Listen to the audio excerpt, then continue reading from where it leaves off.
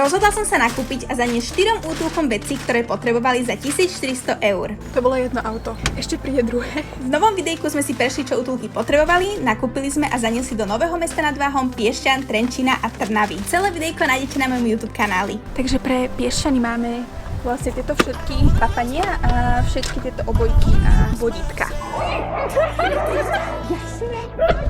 Ideme spraviť check-in po prvom útulku.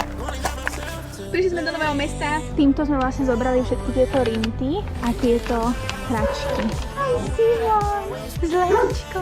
Takže poďme teraz do Trenčína. Také zlatička.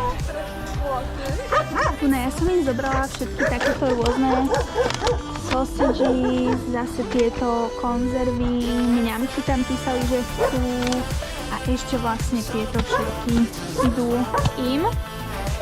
Ideme.